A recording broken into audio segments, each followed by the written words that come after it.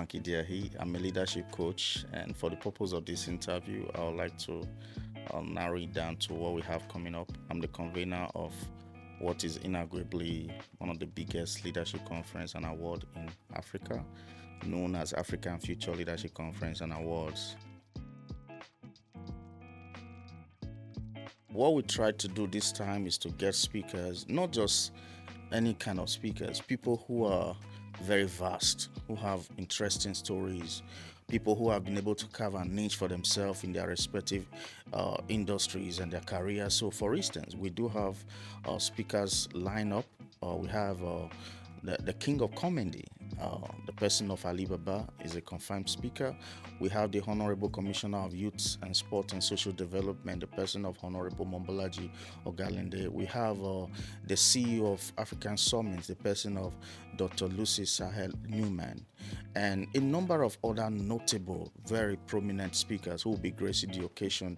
And we have someone who will be coming all the way from Malawi. I told you it's an Africa event, it's not just a Nigeria event. So we have someone who will be flying in from Malawi, and is a PhD. He's someone who is very vast in national policy and insecurity, and will be teaching and speaking to the topic.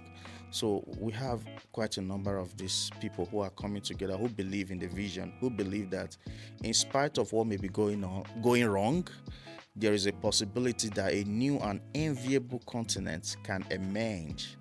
Like from the dark ashes, something beautiful can come out of it. It's actually the ninth edition. We've had it for the past 8 years.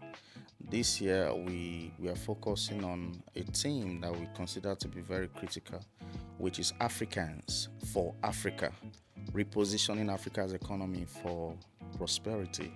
Over the years, Africa has been bastardized by the mainstream media with all kind of negative narrative. So 3 years ago, I got the inspiration to do something about it. You know, it's one thing for you to see what is a lacuna or a problem in the society.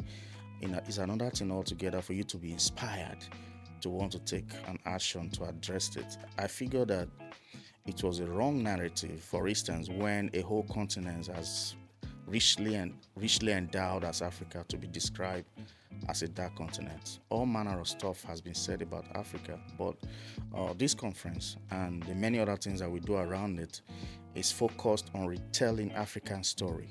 We have a whole lot going on. We don't have the issue of lack of resources or human resources. What we only have lacking is lack of transformational leaders, people who are engrossed, or people who are passionate and empathetic about the plight of Africans and Nigeria, which is a microcosm of the whole equation. So this year's edition, we are looking at how we can have a conversation. It's a clarion call for a conversation. Yeah, I know many people have over the years said all manner of things about we just having talk. But if there's going to be a true transformation, we need to be able to look at ourselves across the table and tell ourselves the truth and identify what is not working and how that we can devise strategies, solution blueprint to help to address this situation in the society. The event is actually giving back to the society. The event is a societal is what you call a societal transformation event.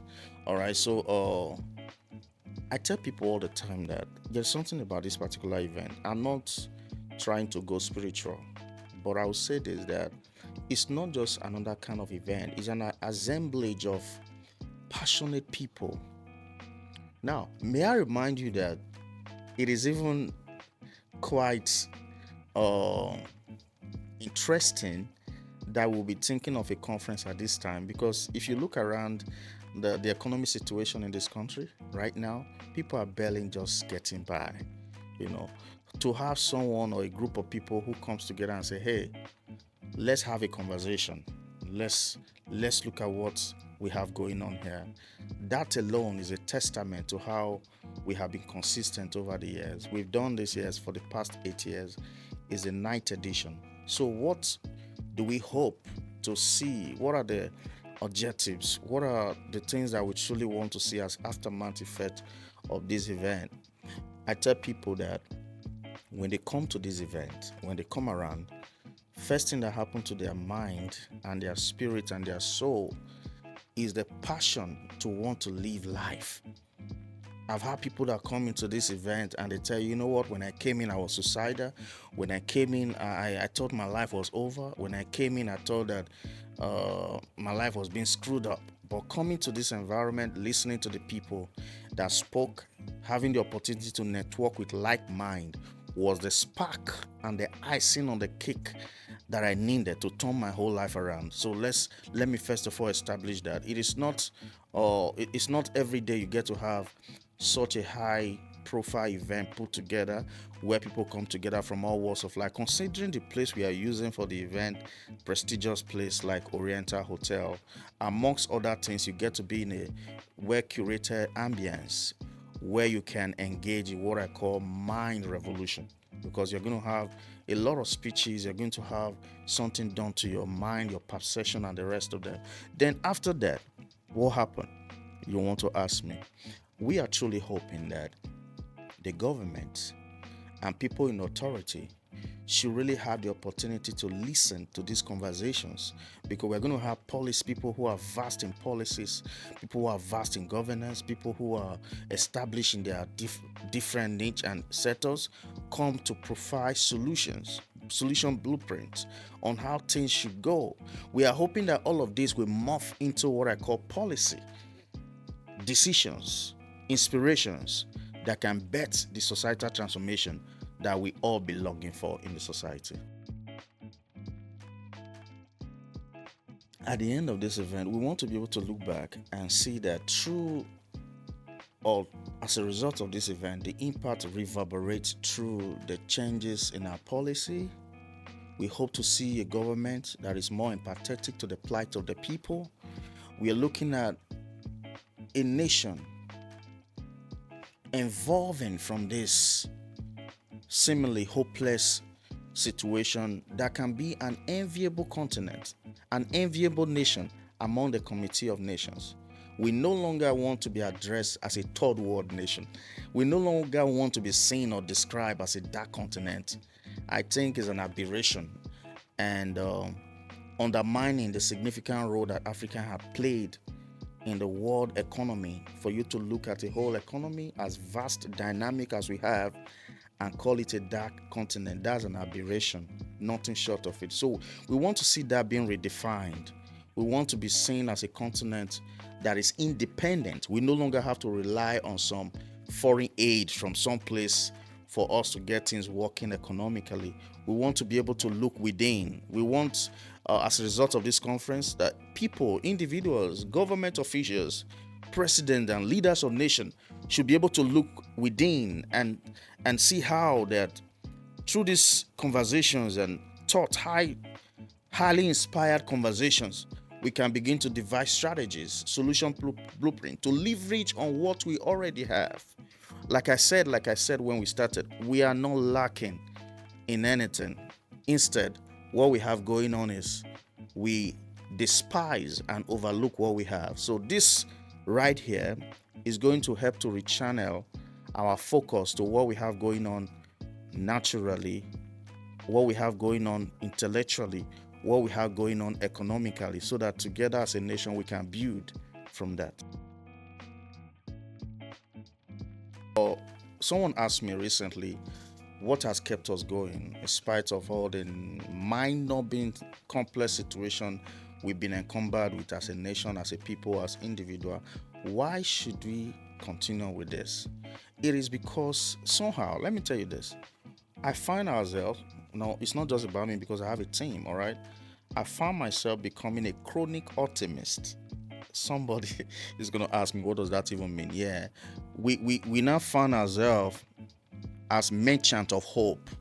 When you take hope away from the common man, when you take hope away from the society, when you take hope away from the world, the system, what you have is chaos, because that's the last bastion for the common man. This is what I'm trying to say.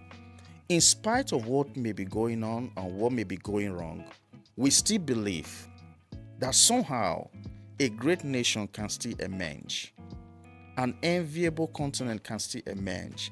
An enviable nation among the community of nations can still come out of this. And until we are there, until we can look back and see us living in that place, we are not yet there. We are not yet there. We are not living in that place yet. Make no mistake about it. But we just remain optimistic about the possibility that this can become our reality one day. And that one day could be next year. And that one day could be next 2 years. But remember, the change that we seek, we have to embody the change. Because it's going to take transform people to transform the society. And that change has to begin in the mind, how we think, the thought that we brood on over time. Because true change has to be embodied. This is why we haven't given up. We believe that we have a role to play. We believe that we didn't come here just to pay bills, and die. We believe that there has to be something to our lives. We believe that there's going to be a change. Some group of people have to be able to embody that change, foster conversations that will bear that change. This is the obsession behind what we do. So, as a young person, I lost my dad. My dad passed when I was 17 years old, and I was left to myself from a polygamous family. And I made a lot of mistakes. And those mistakes could not have been something that I had to go through if I had mentors, if I'd had people that I've had to look forward to. So in the process, I've had to learn in a hard way. Somebody say you learn in a hard way, all right? So I've had to learn a lot of things in a hard way. So in the process, I've developed passion for young people. I've developed passion for transformation in society. I began to read the biography of people that made impact in their generation. Read about Nelson Mandela, Martin Luther King. I began to read biographies, and the more I read about these people, the more the passion was stirred up in me. I thought I couldn't just come here and live like everyone else. There has to be a difference, and somebody has gone to champion a cause. We have to be able to come together and have a conversation on how to bring about societal transformation. That was how it was bettered. I figured that if any young person who was completely directionless, have no clue on how to go about his life, should that person come to an event such as we have, specially curated, through this event, they should be able to have clarity on how to go about life, on what next step to do, and become instrumental to the change that we all seek. This was how the idea was bettered. And this is why you cannot afford to miss this year's edition. It's going to be revolutionary. I tell you, it's going to be one event that will literally jot you away from all the situation that you have going on. Some people need to escape. Why some people are trapped and they are stuck is because they don't learn to escape. Now I'm calling you for an escape from what you have going on, the traffic, all the craziness that goes on, the fuel, the queue, and all the stuff, complaining, and all the negative vibes.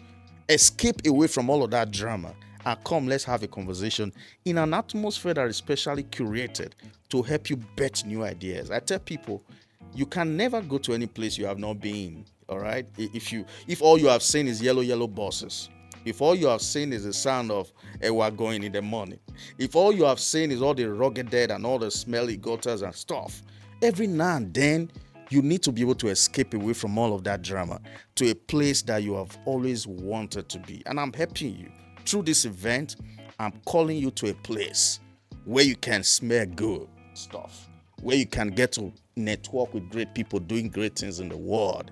And that way, you'll be on your way to the Eldorado, in quotes, that you have always wanted. Plan not to miss it. It's on the 5th of October, and registration is free, but you have to reserve a seat. I look forward to seeing you.